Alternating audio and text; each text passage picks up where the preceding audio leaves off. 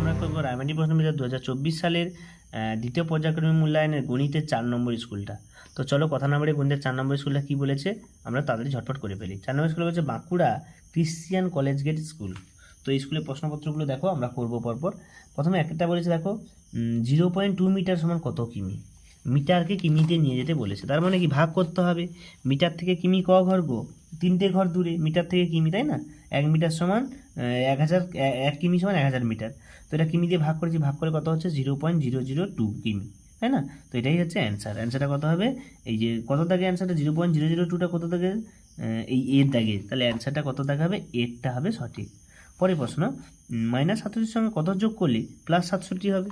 তাহলে -67 সঙ্গে কত যোগ করলে তাহলে 134, তাহলে -67 + 134, বড়টাকে প্লাস, এটা বিয়োগ করে কত হবে 134, তাই না?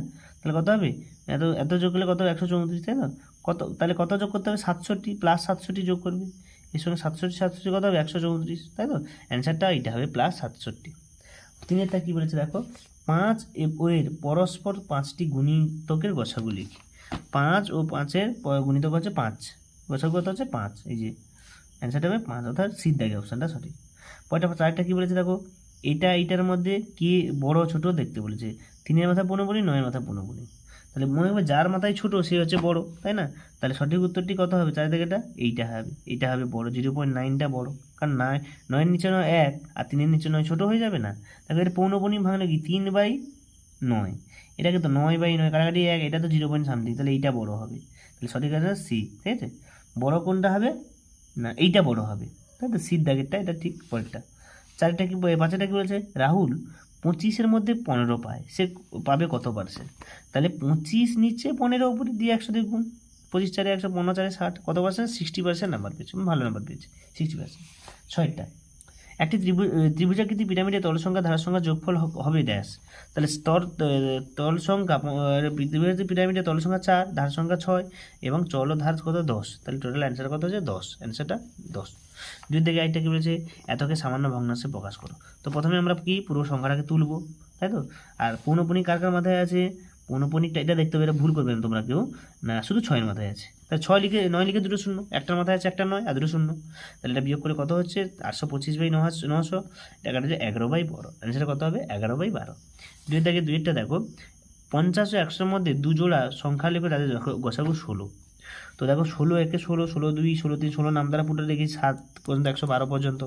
তো এর থেকে মধ্যে অবস্থা দেখো 16 4, 16 5, এরকম করে আসবে, এর গসাগু কত হবে 16। এইভাবে করলে কত অ্যান্সারটা আসবে 16। তোকে এইভাবে দেখে নাও, এইভাবে তোমরা করবে প্রত্যেকে।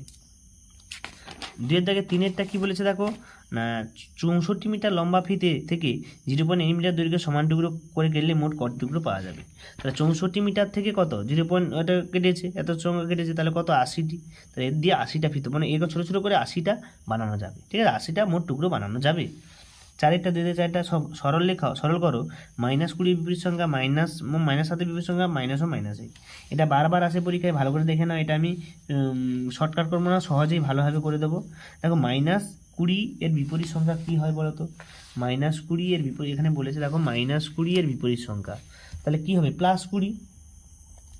তারপরে বলছে মাইনাস ও -7-এর, এটা +20, -7-এর বিপরীত সংখ্যা +7, আর -ও -8, তাহলে +20 -7 +8, 20 8 28, 28 থেকে 7 বলে কত 21, অ্যান্সারটা কত হচ্ছে 21। তোমরা যেভাবেই করো অ্যান্সারটা ঠিক থাকলেই ঠিক। পরের কোনটা কী বলেছে দেখো, পরেরটা সে নম্বর 2 নম্বর পেজে সেটা উল্টে যাই, 3-এর দাগের গণিতগুলো বলেছে দেখো। 3-এর দাগের একটু বড় বড় ফিগারে গণিত দিয়েছে কিন্তু সোজা। 4টি ঘন্টা 45 মিনিট, 1 ঘন্টা 1 ঘন্টা 15 মিনিট, 30 মিনিট বাজে। বেলা 12টায় ঘন্টাগুলি একসঙ্গে বাজার ঠিক কতক্ষণ পরে আবার একসঙ্গে বাজবে এবং ওই সময় প্রত্যেকটা ঘন্টা কত বাজবে। তো দেখো এখানে দিয়েছে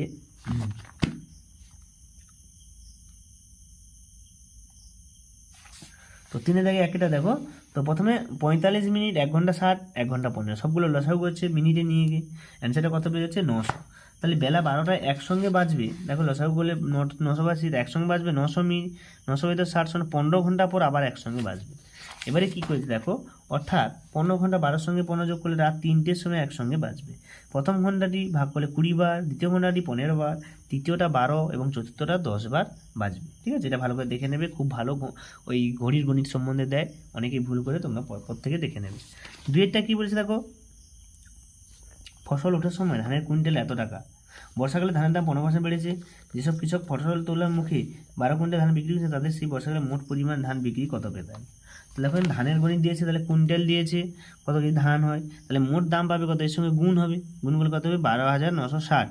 তাহলে বর্ষাকালে প্রতি কুইন্টালে ধানের দাম কত হয়, এটা কাটাকাটি করলে এবং 180 যোগ হবে, 180 1080 যোগ হবে, তাই না, 1080 যেহেতু কুইন্টাল ধান হয়েছে, তাহলে এটা কাটাকাটি করলে কত হবে 1242 টাকা। অর্থাৎ কৃষকরা বর্ষাকালে ধান বিক্রি করলে পেতেন এত টাকা। তাহলে এর সঙ্গে যদি 1242 গুণ করি কত, 14,904 টাকা, এটা হচ্ছে তারা পেত। তাহলে বেশি পেতেন কতটা, বিয়োগ করে কত, 1944, অর্থাৎ 1944 টাকা বেশি ভালো। তিনেরটা কি বলেছে দেখো, 20টি পরিবারের তথ্য দেওয়া আছে, এটাকে টালিমার্ক দিয়ে তালিকা। তো 3 কটা আছে, 2টো, 4 5টা হলে দেখো কেমন বলেছিলাম, 5 3টে, 6 6টা মানে 5টা কাটবে আর একটা, একটা সুন্দর টালিমার্কটা দেখো কত সুন্দর দেওয়া আছে, তোমরা এখান থেকে দেখে নাও, টুকটুক করে কথা ফেলবে। 5,000 কি বলেছে, তোমার কাছে 150 টাকা আছে, তোমার টাকার 0.05 অংশ দিয়ে পেন্সিল কিনলে, তোমার এত অংশে গল্পের বই কিনলে, এখন তোমার কাছে কত টাকা আছে। তাহলে টোটাল 150 টাকা, 150-এর এত অংশ সমান কি, কাটাকাটি করলে কত, 7.5 টাকা। তাহলে 150 কিন্তু 0.5 অংশ সমান 60 টাকা। তাহলে আমার কাছে পড়ে থাকবে কত, 150 বিয়োগ 60 বিয়োগ 7.5 টাকা।